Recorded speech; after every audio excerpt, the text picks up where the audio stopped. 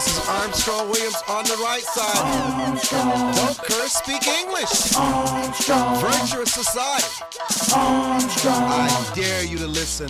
Hey, turn it up. Hey. Armstrong. Get on the right side. Armstrong. Elevate your mind. Armstrong. I'm Armstrong Williams on the right side. Armstrong. Hey, yo, man, it's your boy K.O. And you're tuned into the most conservative of our brothers. The Armstrong Williams Show. Please give me a break. Grow up. Hello, everybody, and welcome to the Armstrong Williams Show, where we're talking the talk that's changing America, calming America, and empowering America. Milo Pinckney, how are you? Milo? Now that's funny. That means Milo is not there. I'll tell you who's on there. Cory Dunham, how you doing today, young man? I'm not hearing Cory. Okay. Why am I not hearing my guests? I hear myself. Hello? I just heard somebody. Cory, Milo. Hey, Armstrong. Oh, you're there. What happened, I'm man? here. Did you just join the show? I've been here. Oh, I was about to go into calming. How are you today, my friend? Oh, I'm really good. I'm better than that. I am. You don't want to know. You might want some of it. And I'm not sharing it. I'm going to be selfish. I got my 18. Let me tell you, there's nothing like it when you have your 18. I have all my thoroughbreds with me today, man. And nothing is like it when you got them in the house. I hear you. And, brother, I feel empowered. I feel strong today. Well, good. So, Milo, I know you hugged your kids last week. I know you hugged them. You know, I hugged my kids. I know you did. And I thought about all my friends' kids, and I really thought about every child out there. You know, it was a devastating event. I'm personally pained by the fact that it occurred, and sorry for the losses that occurred. And it was a very disturbing moment in our country's time. Disturbing, isn't it? Just disturbing. What about all this? Let me see. Cory, are you on the line with us? Cory Dunham. I'm not hearing my guests. They said not yet. Milo, what about all this gun talk, man? All this gun talk. When I see Solar Brad O'Brien sometimes and I hear it, sometimes I just want to throw up. That's all I'm going to say on that. Just throw up. Well, you know, the gun control folks were, the minute this happened, before they even processed the loss of life and the heinous offense to family, they were building their rhetoric to take advantage of this heinous crime and the loss that ensued from it. But I hope that and pray that the American people have more wisdom than to respond to it purely on the emotion and the fact of loss. But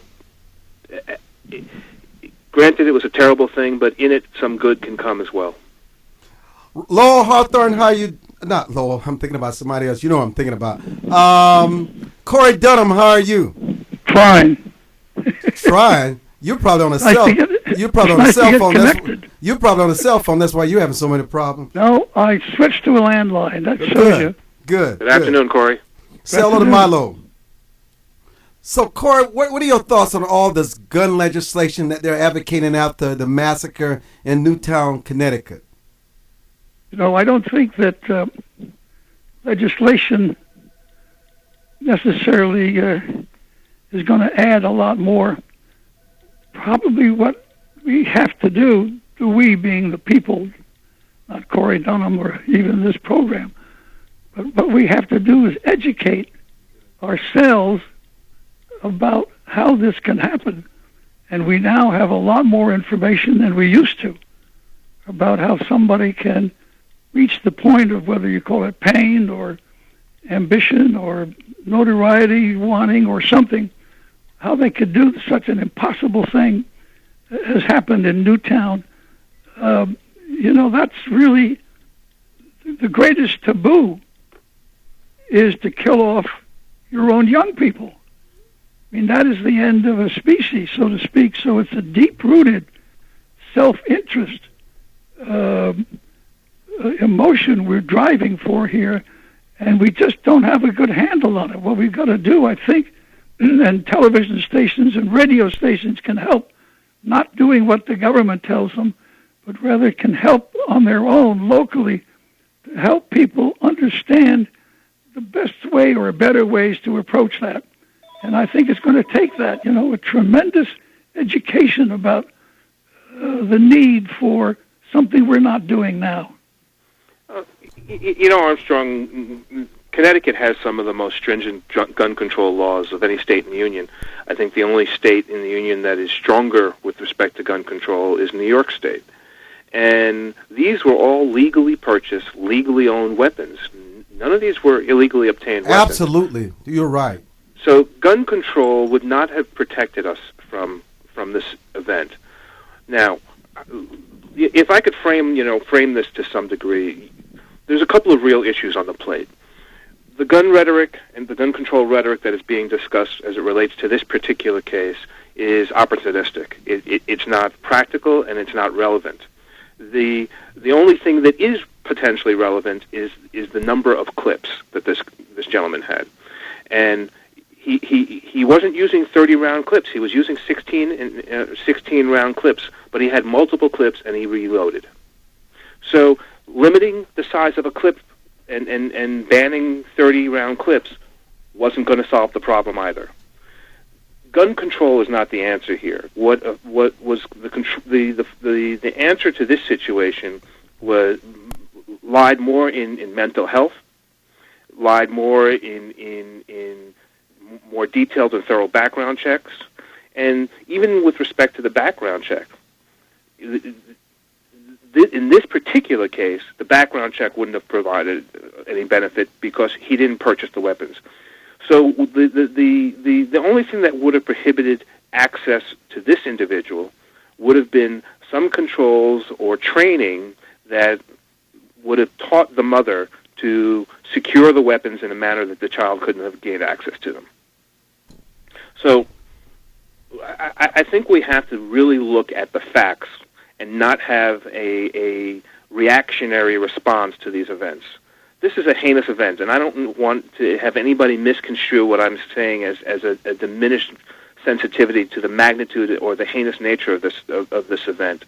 But I implore people to maintain a baseline of conscious thought and reason as they examine this, because only through doing so can we get a rational and responsible solution identified.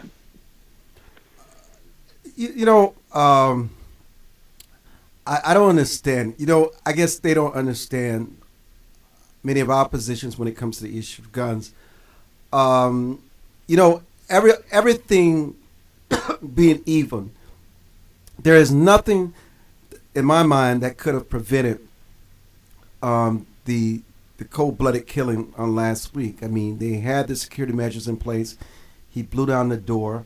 I mean, even if you had taken all illegal weapons out of this country, you've taken guns out of the hands of people who have a criminal background, it still wouldn't have stopped them. Like you said, this mother registered these guns legally, and no one really knows that a child is unstable and mentally is a mental case until they actually commit the act. We know a lot of people that we think are crazy and could go off and do something, and the sad news is there's nothing you can do until they actually do this. So, I mean, he had no criminal background. The mother had the guns legally. The only thing that probably could have stopped the chaos is that if somebody in the school responsibly was trained and armed, whether it was a resource officer, whether it was a teacher or the principal. Obviously, some people said they got a glance at him and they could have taken him out with the training. So, we can sit and have these arguments, and, the bottom line is, if somebody wants to do it again, it's going to happen. I don't even think we've scratched the surface to focus on what the real issues are, Milo and Cory. I just don't think we have. No, we clearly don't. We clearly don't. But I guess my frustration rests in these children had not even been identified before the gun control activists were on the radio, television, and picketing in front of the White House. It's an absurdity to me, and the debate, the fact that we continue to have this Second Amendment debate, is equally an absurdity to me. Yeah, Cory, it is absurd having this debate. I think the what you touched on before is right in that this problem is so difficult, and we know so little because nobody's running up flags when there is any threat that can be detected that something like this could happen. It is a very, very difficult thing to get a hold of. And I don't know about having trained officers in every school to shoot first or second, but I think if we were able to invest more in not only the practical steps to protect the children in the school and to monitor, who may try to break into the school, but also, what are the signs that might warn other teachers and other parents that there's something wrong or dangerous here. Certainly psychiatrists might pick it up, but not just that. It has to be some way we can develop where we can, as citizens, sort of spot it. Hold there. Something that's worth referring. Hold there. We're coming back with Cory Dunham, Milo Pinckney. We'll be back. Don't go away.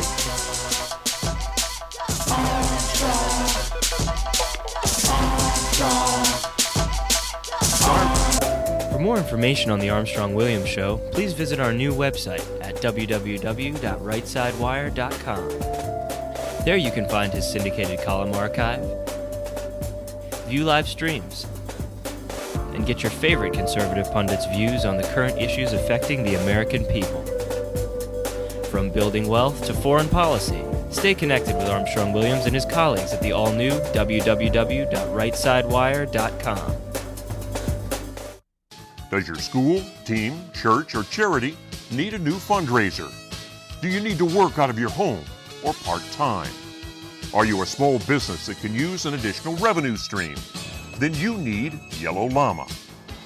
Do you need affordable web services or tools to enhance your existing business? Are you a graphic artist who wants to create a revenue stream with your art but not get ripped off?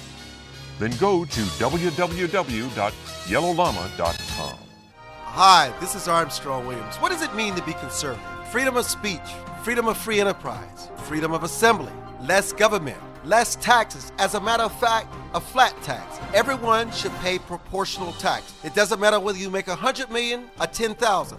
Everyone should pay their 10%. Everyone should have something at stake in this American economy. I'm Armstrong Williams expressing what we mean by conservative traditional value.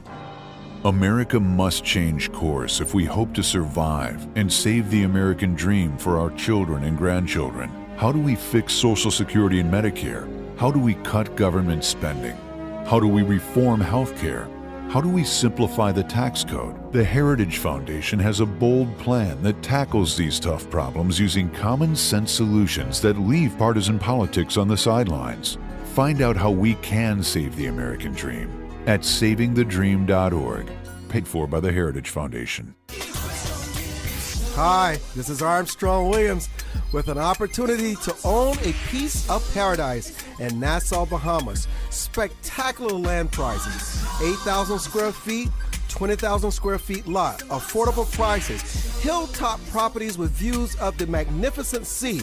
Just call 242-677-3120 or 3121 or go to info@rightsidewire.com and leave your information. Where heads of state, sports, entertainment, and political celebrities meet. You're listening to Armstrong Williams.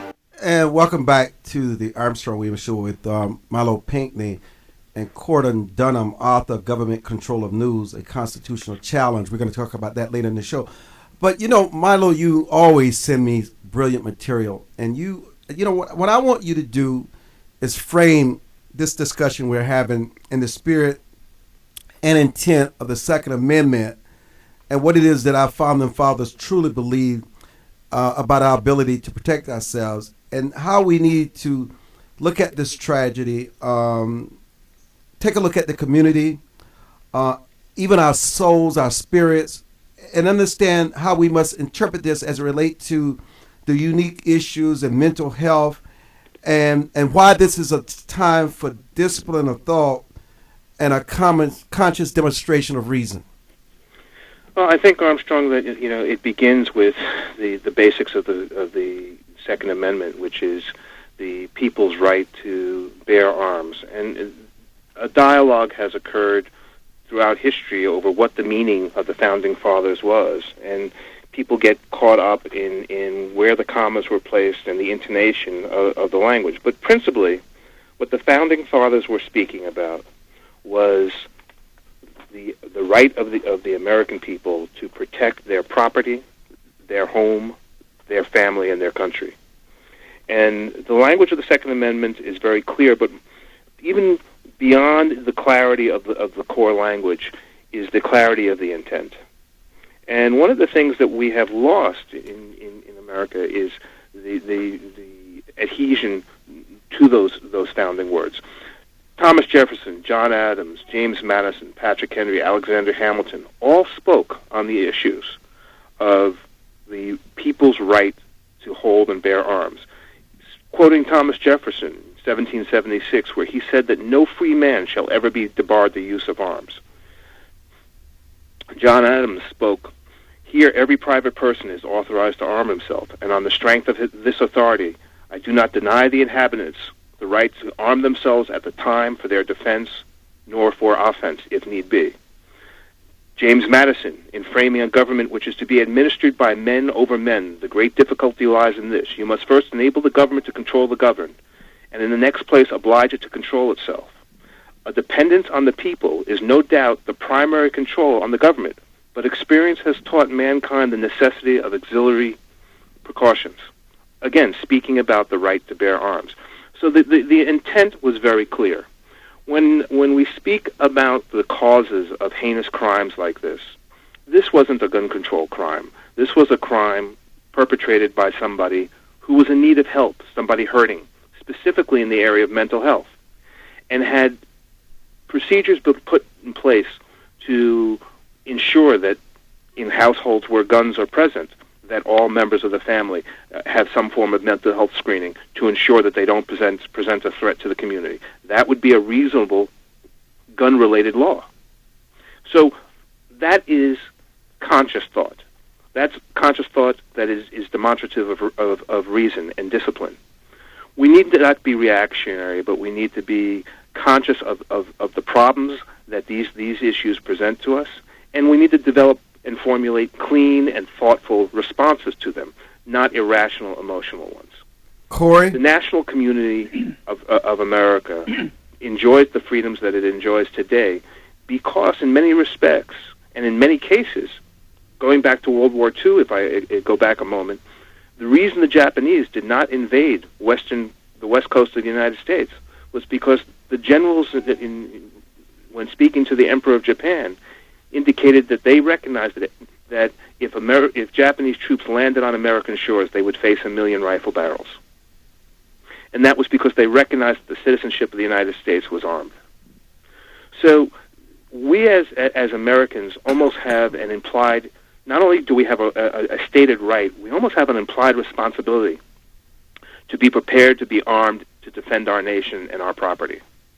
So I think that in the event of this crime and this heinous event and the horrendous loss of life, that we need to force ourselves to be disciplined, to think beyond our emotional reaction to the loss, and recognize that this is an opportunity for us to provide thoughtful insight and define well thought out and responsible approaches and responses to this event.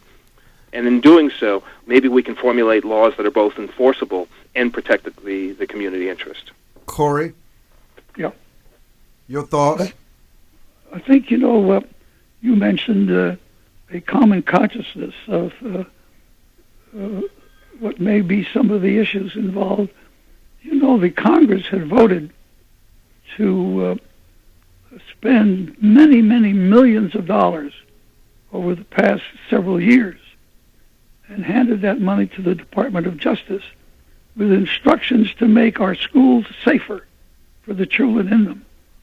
Now, obviously, lawyers would approach that issue differently than doctors, or perhaps someone like yourself has a vast range of expression that he can tap into for the public benefit.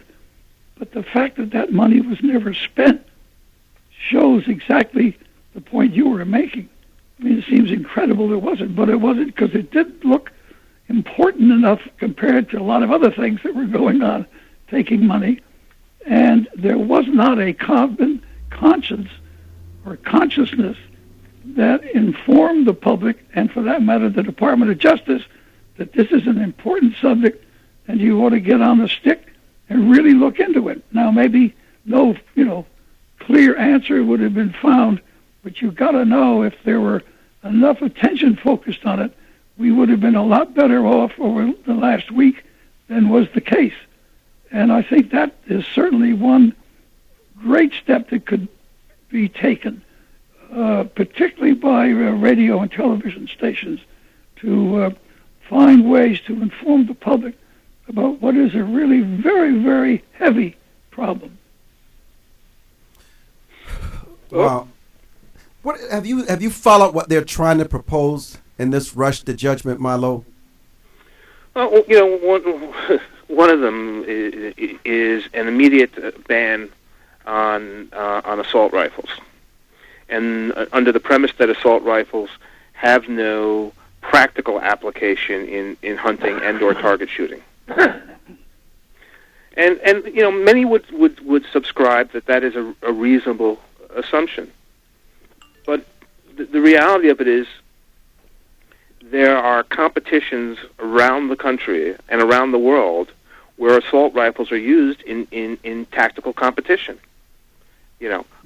I shoot in tactical competition. I am a tactical gun owner. And I am probably the least likely person ever to represent or present a threat to my community. In fact, I probably represent a level of security.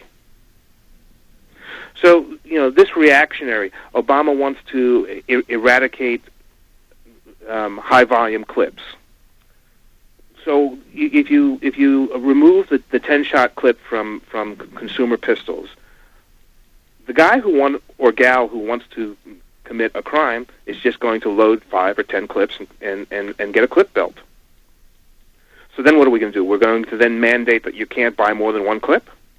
I mean, the absurdity of this is it's layer upon layer of foolishness.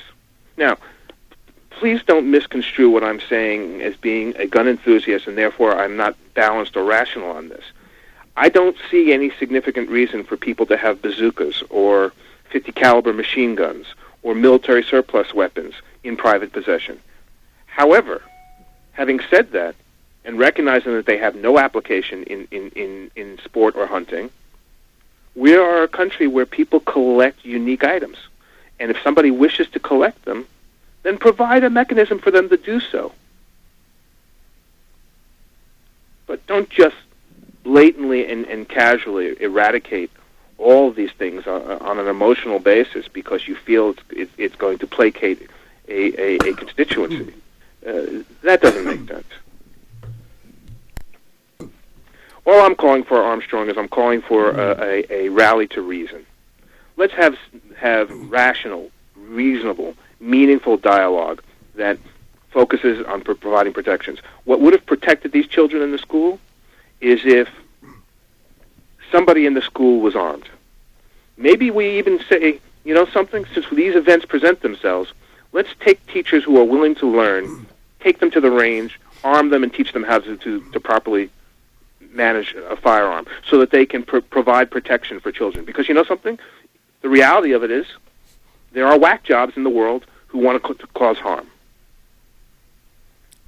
We're going to continue this discussion, and then we're definitely going to want to talk about the U.S. government censored TV and internet news.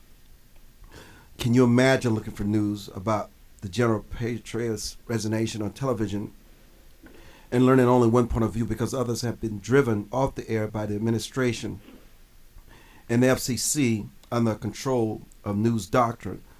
We're going to talk about this with our very special guest, Cory Dunham, who's author of Government Control of News, The Constitutional Challenge. You know, I just hope, but you know, it seems as though the president seems to be somewhat level-headed on this gun debate, and he realizes that it's much more complicated than what people realize, Milo. Armstrong, I totally disagree with you. This president has been divisive, manipulative, and almost criminal in his attack upon gun ownership in America, so much so that when 3616 was presented to the House, the Internet Security Act, he and Hillary Clinton embedded in the Internet Security Act language that limited the sale of 10-round clips. All right, this president is anything but objective on this issue. But before we go to break, we are going to break. We have to go to break. We'll be back. I'm Armstrong Williams. Don't go away. Armstrong Williams returns in a moment.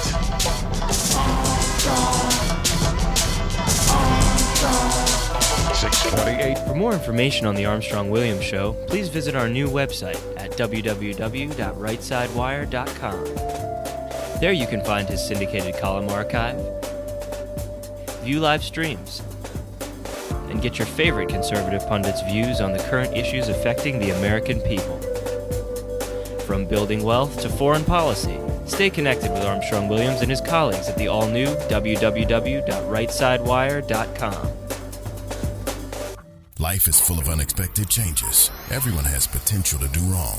And when they choose to do it, contact the Bucksell Group for your private investigation needs. TheBucksellGroup.com or by phone at 202-243-9746. Whether there's an instance of a cheating spouse, child custody, process service, or security, don't continue suspecting.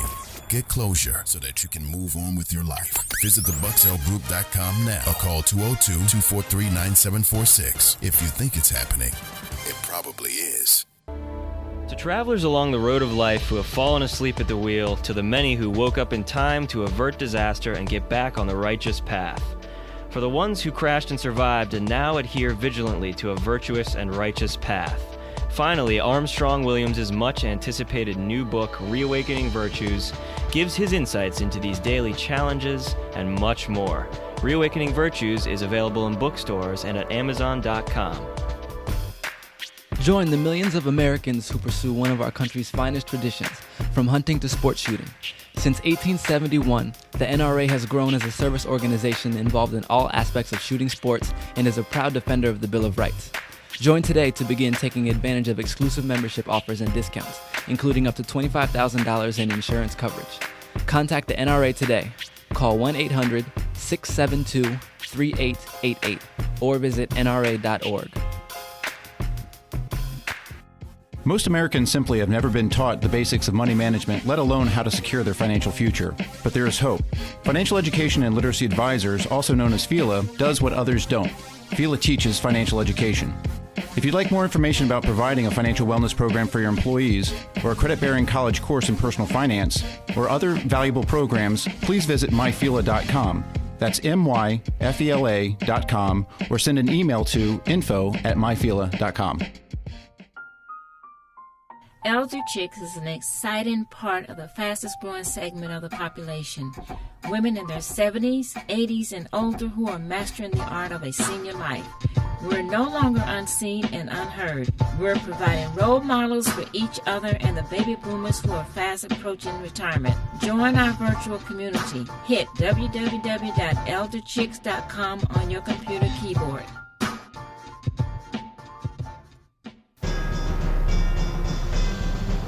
Where heads of state, sports, entertainment, and political celebrities meet. You're listening to Armstrong Williams. So, Milo, you were wanting to make a point before we had to go to break. You know, all the issues, we've focused a lot of the discussion today on gun control. Well, one of the things that we're also talking about is ostensibly freedom of speech and the responsibility of the media, and how to protect the public interest in that environment. And it's interesting how they have a very similar tie to one another. One of the men much smarter than both you and I once was noted for saying that the strongest reason for the people to retain the right to keep and bear arms is as a last resort to protect themselves against assault on the streets and the tyranny in government.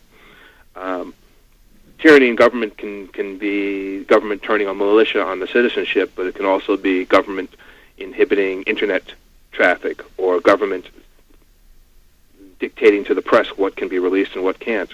A simple event that took place just a few weeks ago in Syria, where the government shut down the internet and enforced screening on what the media could release to the public. The minute we start taking away one constitutional right, the next one is not far to go. Let me come to our guest. Cory, thank you for joining us for that first half about gun control and the continued discussion about Newton, Connecticut. Talk to us about the government censor and the TV and internet news. Let me, if I might, just before we leave the gun control point, there's plenty of room for education and debate.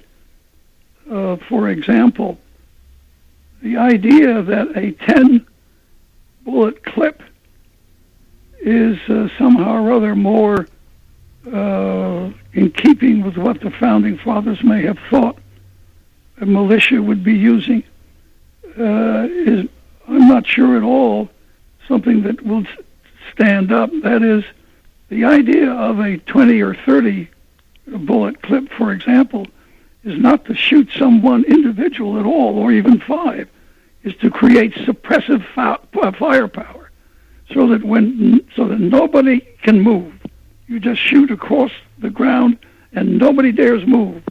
And to say that in a schoolroom, little kids won't dare move if you're firing 30 clips, 30 bullet clips, is somehow or other consistent with the idea of a militia for public defense. I don't think stands up. But moving on to the question of the free speech and free press, we have now in this country, pending in Washington, a proposed rule by the FCC that once again would say the government has the right to look at news and review it and make it conform to government rules about balance, about diversity, and about fairness, by which they mean the old fairness doctrine, that if you had one point of view, you had to have the other 4 or 5, which sounds fair. But what happens is that if the government administers it, which it does, it will be the government's view of what news should be presented, what viewpoints should be presented, what weren't presented correctly, and how they should be presented. So you have, under this proposed rule, for example, 3 politically appointed commissioners in Washington deciding how to cover a news story if it comes before them, and overriding the judgment of perhaps hundreds, even thousands of television and radio journalists reporting on that same subject from all the variety and diversity of their backgrounds and knowledge. And that certainly has not been the way, to put aside Syria, that hasn't been the way of this country ever. And I think it's the sort of quiet censorship that begins to arrive like a mist over freedom. And what happens, we now have that in Washington starting again. The old fairness doctrine was found by the commission and the courts to suppress news, prevent criticism of the president, chill speech. I mean, imagine having a rule like that in this country. And it was revoked by the FCC and the courts. Obama, the first time he ran, said he would not bring it back. But now, because it gives great power to the administration, it is on its way back. The FCC chairman appointed a special commission to look into it, and it said proceed with this localism proceeding because it's not in the public interest. And the chairman and appointee of Obama went ahead and is proceeding anyway. He refused to dismiss it. So you have this prospect where under the name of localism, sort of like fairness, but under the name of localism, talk shows, for example, can be ended unless they are produced locally. That's one of the proposals of the localism doctrine.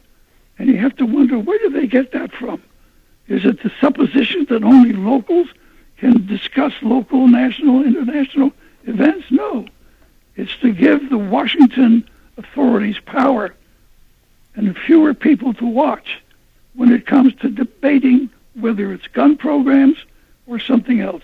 You know, I tell you what's interesting about what you're saying, given the fact that I'm in the business on both ends, is that even over the past 6 months, I know there have been over 1,000 requests from government officials for the removal of content, and it is compiled.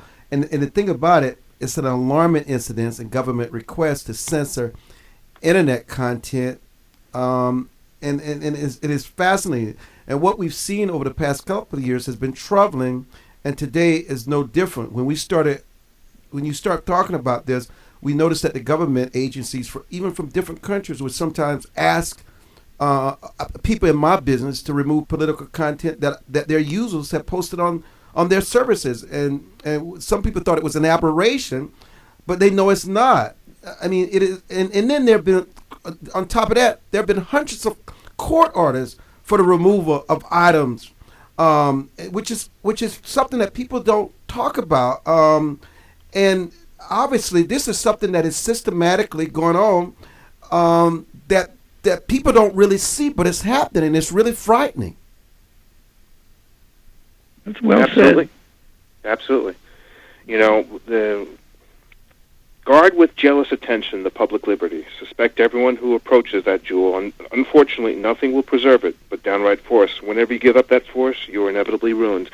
Patrick Henry said that in the 1700s, and ironically, he said that in reference to press, and that the government should never be in a position to control the distribution of information.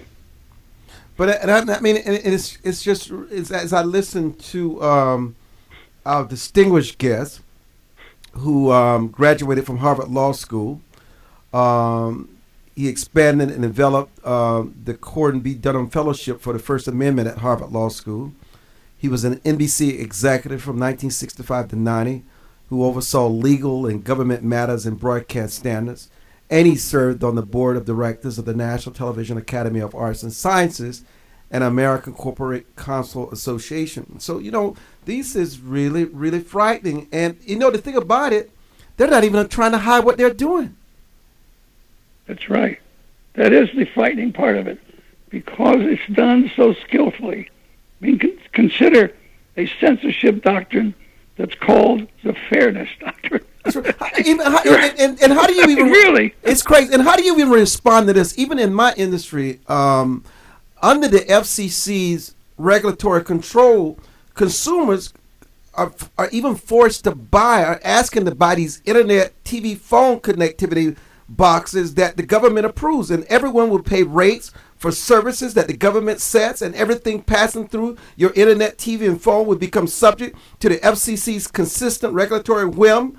Is that? I mean, the FCC has controlled television content for decades, and if you want to know what the heavy hand of government will do to internet content, think about the absurd Janet Jackson nipple incident and the government's response. Oh, that was ridiculous.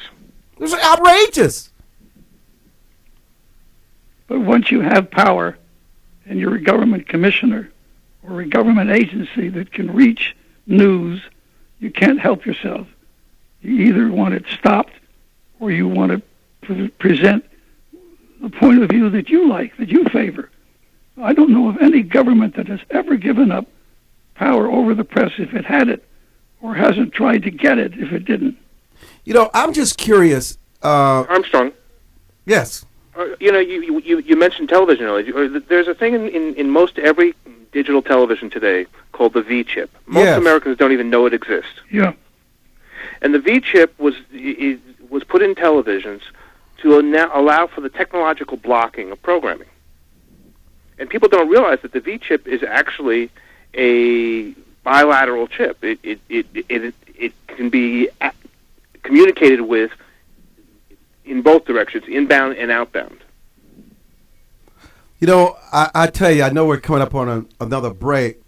If the FCC gets this way, President Obama will not need a kill switch installed in the Oval Office. The internet will ultimately become a pale reflection, guys, of corporate-dominated television where there are hundreds of channels and nothing on. That is nothing that challenges the government and offers an alternative to the corporate media. Well said again. Well said. You know, it's my industry. I mean, you're just so right. I mean, and listen, we sit around and think it's okay because they keep us distracted. So, you know, what do we do? What can we, the people, do, Cory?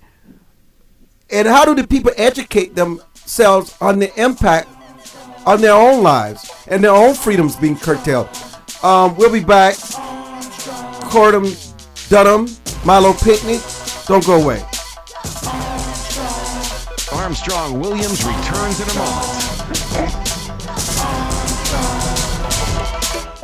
For more information on the Armstrong Williams Show, please visit our new website at www.rightsidewire.com. There you can find his syndicated column archive, view live streams, and get your favorite conservative pundits' views on the current issues affecting the American people. From building wealth to foreign policy, stay connected with Armstrong Williams and his colleagues at the all-new www.rightsidewire.com. Does your school, team, church, or charity need a new fundraiser? Do you need to work out of your home or part-time? Are you a small business that can use an additional revenue stream? Then you need Yellow Llama. Do you need affordable web services or tools to enhance your existing business? Are you a graphic artist who wants to create a revenue stream with your art but not get ripped off? Then go to www.yellowllama.com. Anderson Brothers Bank, a family-owned and operated establishment that blends traditional personal service, local market awareness, and advanced technology to meet the financial needs of its customers. Visit abbank.com or call 843-464-6271 to see how they can assist you with your banking needs. Anderson Brothers Bank, celebrating 75 years of community banking, the way it should be. Stability right in your backyard since 1933. America must change course if we hope to survive and save the American dream for our children and grandchildren. How do we fix Social Security and Medicare? How do we cut government spending? How do we reform health care? How do we simplify the tax code? The Heritage Foundation has a bold plan that tackles these tough problems using common sense solutions that leave partisan politics on the sidelines. Find out how we can save the American dream at savingthedream.org, paid for by the Heritage Foundation. Join the millions of Americans who pursue one of our country's finest traditions, from hunting to sport shooting. Since 1871, the NRA has grown as a service organization involved in all aspects of shooting sports and is a proud defender of the Bill of Rights. Join today to begin taking advantage of exclusive membership offers and discounts, including up to $25,000 in insurance coverage. Contact the NRA today. Call 1-800-672-3888 or visit nra.org. Where heads of state, sports, entertainment, and political celebrities meet. You're listening to Armstrong Williams. And for those of you just joining the conversation, in order to control the internet and to do it without much notice, the Federal Communications Commission has rolled a censorship plan. And I don't even know if many people have heard of net neutrality, but they've rolled it into their net neutrality scheme. And under this fallacious, and that's exactly what it is, it's a fallacious rubric of consumer protection, the FCC is calling for the regulation of television and internet broadband. Talk about this net neutrality for us, Mr. Dunham. this country has not done so well in developing for the internet as some others. And typically the others, mostly Europe, but of course Japan particularly as well, are ahead of us because they have relied on the private sector. You think of them as being socialists and using government's powers. They relied on the private sector for innovation on the internet. In this country, we have had sort of a slow start, and now the government, same ones that are starting to sit down on internet programming and content, the government has decided that it is going to rely on government to decide on innovation instead of the private sector. And they even have added staff for this purpose at the FCC, where they're going to have government commissioners and staff come up with what should be innovated and why. And it seems to me that all of us know that the government can do one of many, many things, but innovation is not one of them. There's an understatement. Absolutely. You know, one of the problems... And that's the net neutrality. That's where net neutrality started, and that's where it's going to go. They have said, we will monitor developments and innovation. We will make rules about traffic, although at the moment there's no problem with the traffic. There's talk mostly about, well, they might have plans sometime to do X or Y, the people now engaged in it. But they don't have any examples yet of actual, to any extent, plans or actual actions. And I think that's the concern, that when you have a government agency, it can, just as it does with the fairness doctrine and the localism, spread its fingers into areas that ought to be private, remain private for lots of good reasons. They'll do the same with the engineering side. And you're seeing that with the net neutrality rule. Wait, what is it that they want? Power. Well, not only is it power, but I'm concerned, and maybe you could speak to this, because I noticed in the language of the actual rule, they crafted the language in an almost ambiguous manner to suggest that it was protective legislation, not restrictive legislation. The language that I'm referring to specifically is network neutrality would prevent restrictions on content, sites, platforms, and types of equipment that may be attached and modes of communication. Network owners can't interfere with content, applications, services, and devices of users' choice, and remains open to all users and uses. It almost suggests when it was crafted that it was in the public interest, but when you read the subtext, it means basically that the government retains control over all these issues. Yeah, that's very well spoken, very well analyzed, because you can't be for government control in a big public way unless you have real, dramatic examples of wrongdoing. It just doesn't work. But you can, by labeling it protective, get in there and start managing it yourself. I'm not saying they're not well-intended necessarily. They may be. They may think they know better how to design an internet and how to operate it, or how to keep track of the zillion bits of information that flows through it worldwide by doing stuff in the United States themselves to the U.S. internet. They are moving, for example, broadcast spectrum. It is that stations, radio and television, use for their broadcasting. They're taking it away from radio and television and moving it over to the internet, because the internet requires a lot of broadband, a lot of space, and that will gradually reduce television and radio, which is the purpose of some. But the internet then is going to be the dominant communications instrument in the United States.